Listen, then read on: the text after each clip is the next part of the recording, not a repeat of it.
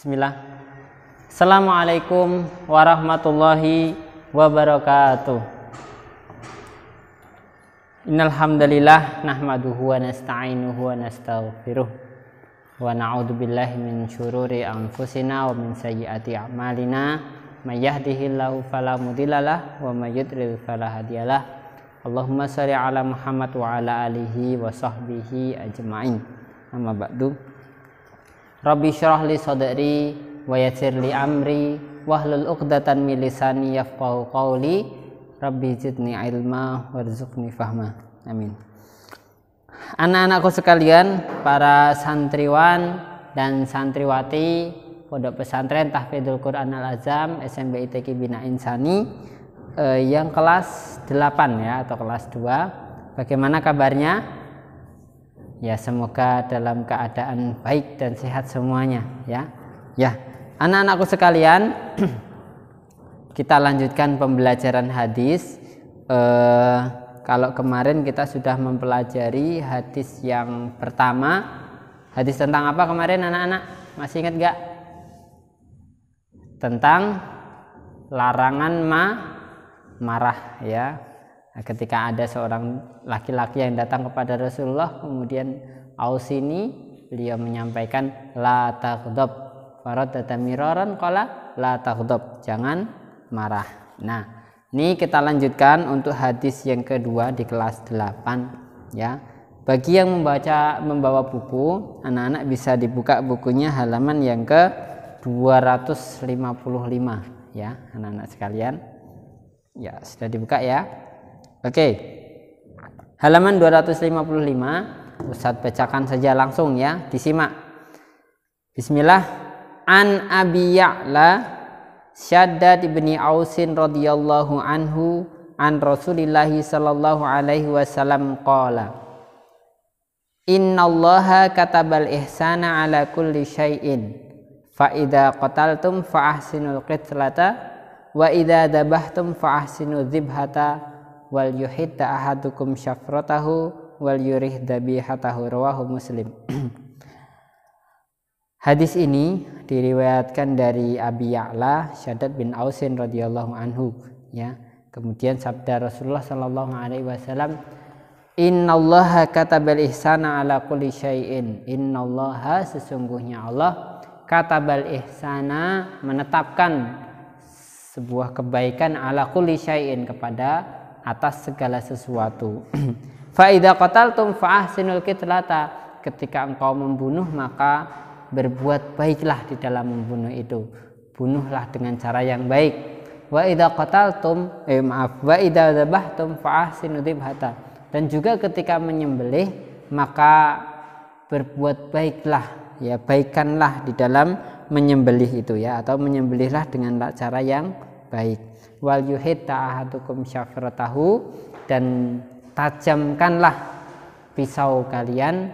Wal yurih dzabihatahu, dan bahagiakanlah atau gembirakanlah hewan yang akan disembelih itu. Hadis riwayat Muslim. Baik anak-anakku sekalian, di sini saya sampaikan tentang beberapa faidah dari hadis ini ya, dalam waktu yang singkat ini. Yang pertama adalah innallaha katabal ihsana ala kulli syai'in ya. 1. Ya. Sesungguhnya ya, Allah telah menetapkan ya kebaikan atas segala sesuatu. Jadi Islam ini adalah agama yang rahmatan lil alamin, agama yang indah, menetapkan segala sesuatu itu untuk dalam rangka kebaikan ya. Nah, kemudian kita lanjutkan kepada yang kedua. Meskipun ada syariat-syariat yang mungkin di mata orang yang kurang berilmu itu adalah suatu hal yang tidak baik misalnya, tetapi itu adalah untuk kebaikan. Apa misalnya? Qisas ya, kemudian apa yang sering dibuat senjata oleh orang-orang non muslim, rajam misalnya ya. Kisos, rajam itu sebenarnya adalah efek jera ya. Itu kalau dikaji lebih mendalam lagi sebenarnya ada suatu kebaikan syariat yang luar biasa anak-anak sekalian ya. Nanti ada syarat-syaratnya, misalnya kisos ya, orang yang membunuh kemudian juga harus dihukum mati, itu nanti banyak sekali syaratnya ya. Misalnya yang melakukan itu harus hakim, tidak boleh main hakim sendiri. Kemudian nanti ada tahapan-tahapan untuk membayar diat. Kalau sudah membayar diat maka sudah tidak, atau sudah mendapatkan maaf dari keluarga yang korban. Mulia sekali sebenarnya kalau sudah dimaafkan, ya sudah gitu ya. Akan tetapi orang-orang yang dia sempit pola pikirnya menganggap bahwa itu bukan suatu itu adalah yang kejam dan sebagainya ya. Makanya inilah ya, innallaha katabal ihsana ala kulli syai'in. Sesungguhnya Allah itu menetapkan kebaikan dalam segala sesuatu. Termasuk nanti dalam perang membunuh. Nah, ini diatur juga ya.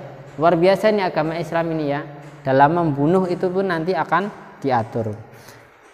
Fa idza qataltum fa ahsinul qitlata. Nah, di sini ketika membunuh, jika kalian membunuh fa ahsinul qitlata, maka ya dianjurkan untuk membunuh dengan cara yang baik ya. Dianjurkan membunuh dengan cara yang baik. Ustaz, caranya bunuh dengan baik bagaimana? Apa dilus-lus gitu ya, kemudian nanti mati ya gitu ya. Misalnya dalam peperangan ya, ya ada caranya. Jadi syariat pun mengatur, bahkan dalam kondisi peperangan ya, peperangan itu dalam medan jihad ya, nanti ada aturannya ya. Misalnya nih di dalam membunuh itu ya, misalnya sudah berhadapan antara musuh ya, orang kafir dengan mujahidin ya, ketika hendak membunuh tidak boleh ya menyiksa, tidak boleh ya, dilarang menyiksa, nggak boleh ya. Misalnya nanti sudah musuhnya sudah terpepet, terpojok ya, tidak berdaya ya, disiksa ya, dipotong dulu tangannya gitu ya, dipotong dulu hidungnya, lidahnya ya, dia masih hidup gitu ya, dibiarkan dia mati pelan-pelan, itu tidak boleh ya. Dalam syariat ketika sudah ya terpojok ya sudah ya, ketika membunuh. Tidak boleh juga misalnya ini dimutilasi gitu ya, dilarang memutilasi istilahnya, dipotong-potong ya dengan kejam, mungkin karena saking bencinya, mungkin kawan-kawannya atau keluarganya ada yang dibunuh oleh pasukan musyrikin atau pasukan kafir di dalam sebuah medan jihad ya, maka dilarang seseorang itu untuk membunuh dengan dimutilasi, dipotong-potong ya, dengan tujuan untuk balas dendam gitu ya. Itu dilarang anak-anakku sekalian. Selanjutnya di sini wal yuhidda ahadukum syafratahu wal yurih dzabihatahu. Ini adalah untuk kaidah faedah yang ketiga, yaitu apa? Ketika menyembelih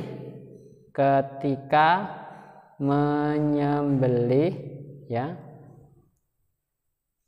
dianjurkan menyembelih dengan baik. Oke, sini ada dua hal. Ustadz, maksudnya menyembelih dengan baik bagaimana? Ini kita lanjutkan ke hadis yang selanjutnya ya, yaitu wa idza dabahtum fa ahsinu dzibhata wal yuhitta ahadukum syafratahu, yaitu yang pertama menajamkan pisau atau alat untuk menyembelih itu harus ditajamkan. Ini sebentar lagi kan anak-anak ada kegiatan Idul Kurban, yang mana di daerah masing-masing, mungkin di masjidnya, musolanya, kalau di pesantren kita ya biasanya ya di pesantren itu ada acara Idul Kurban, penyembelihan hewan kurban. Nah, ini bisa dipraktekkan anak-anak ya.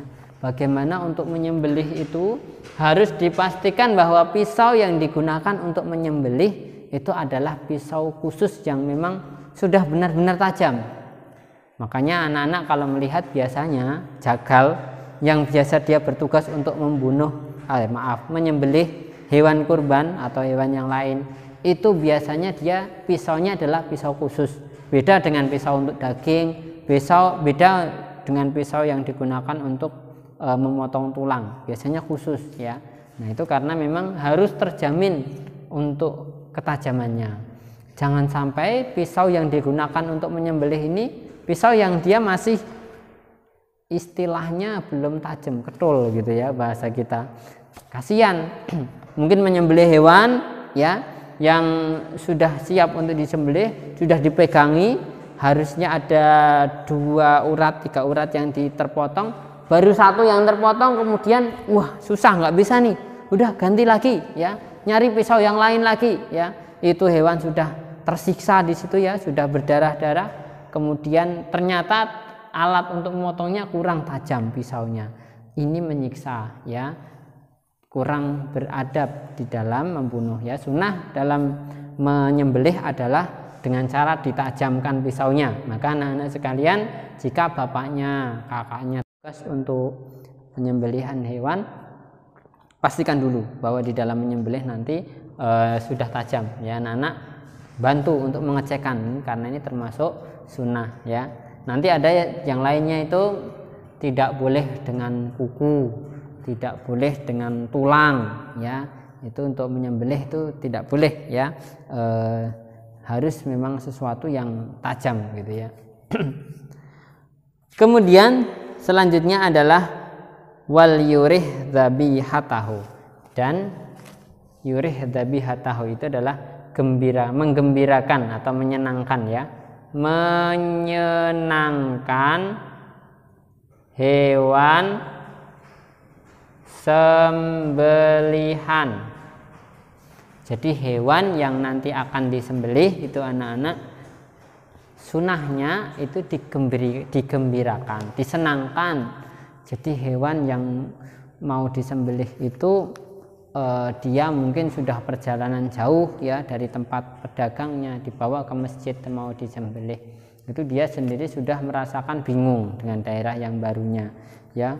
Jangan sampai kemudian kita tambah ibaratnya disiksa. Mungkin besoknya sudah mau disembelih, ternyata disiksa tuh istilahnya, nggak dikasih makan, nggak dikasih minum ya. Mungkin ada kita misalnya di daerah anak-anak ya, di masjid anak-anak kok ada yang seperti itu, dibantu saja ya. Jangan sampai ya dibiarkan, kasihan mereka sudah, hewan-hewan itu sudah capek ya, dari dibawa kemana-mana sama pedagang, sampai di masjid tempatnya itu dingin, kalau siang panas nggak ada atapnya, malamnya dingin nggak ada atapnya, ditambah lagi nggak dikasih makan, nggak dikasih minum, mungkin karena pikirannya besok mau disembelih ya, paling besok juga mati. Tapi hewan itu sebelum dia disembelih dia juga masih punya rasa lapar, dia masih punya haus ya, kita sendiri aja kan merasakan ya. Jadi jangan sampai hewan yang mau disembelih itu dia disiksa ya, nggak dikasih makan atau dikasih minum. Mungkin tali kejerat ya, anak-anak misalnya jaraknya terlalu dekat, bantu aja, bantu ke masjid itu ya. Kalau mungkin di pesantren kita persilakan ya untuk mungkin nyari pakan ya. Kemudian hewan-hewan tersebut tuh merasa nyaman sebelum dia besoknya disembelih. Termasuk juga nanti adab-adab di dalam menyembelih itu, anak-anak misalnya tidak menampakkan hewan yang disembelih itu di depan induknya gitu ya. Misalnya ada hewan kambing misalnya ya, kambing mau disembelih, di situ ada induknya ya, akan lebih baik kalau itu tidak kelihatan ya, tidak kelihatan sama induknya. Karena ya meskipun hewan mesti mereka juga punya naluri untuk melindungi ya, cuma karena tidak mampu sehingga dia tidak ada suaranya ya. Kalau di kambing tuh bisa demo nanti ya. Jadi itu apa namanya ketika menyembelih agak disingkirkan atau ditutupkan gitu ya adabnya. Misalnya aja kita melihat ayam gitu ya anak-anak sekalian, anak-anak punya ayam, yang induk ayam punya anak, anaknya kita ambil, apa yang terjadi? Mesti ayam itu akan marah ya, dia akan marah, akan berusaha untuk melindungi anak-anaknya dari ancaman kita. Nah, kambing pun juga sama, ketika anaknya diambil ya dia kan sayang juga sama anaknya, dia susui, dia lindungi, tapi ketika tiba-tiba diambil, disembelih ya, itu kalau kelihatan itu kurang beradab ya. Mungkin hewan-hewan itu anak-anakku di dunia itu nggak bisa untuk membalas kita, tetapi sebenarnya nanti di akhirat nih, kalau kita nyiksa hewan, kita memperlakukan hewan tidak dengan cara semestinya, nanti di akhirat itu hewan itu akan meminta kepada Allah untuk dibalaskan kepada kita. Misalnya nih kita hewan gitu ya, kambing atau burung dipelihara, ditaruh di kandang, nggak dikasih makan. Mungkin pada saat itu mereka nggak bisa membalas ya, tetapi nanti di akhirat ya mereka akan meminta pertolongan kepada Allah, kemudian kita yang akan diperbalaskan. Gitu ya anak-anakku sekalian. Jadi inti dari hadis yang ke-17 ini dalam kesempatan yang singkat ini ada 3 hal ini ya. Allah menciptakan kebaikan atas segala sesuatu, kemudian ketika membunuh dianjurkan membunuh dengan cara yang baik, dan ketika menyembelih pun dianjurkan dengan cara menyembelih yang baik ya. Untuk ulasan-ulasan berikutnya ada di halaman berikutnya. Cuma dalam kesempatan yang singkat ini Ustaz cukupkan sekian. Semoga bermanfaat. Akhirul kalam. Assalamualaikum warahmatullahi wabarakatuh.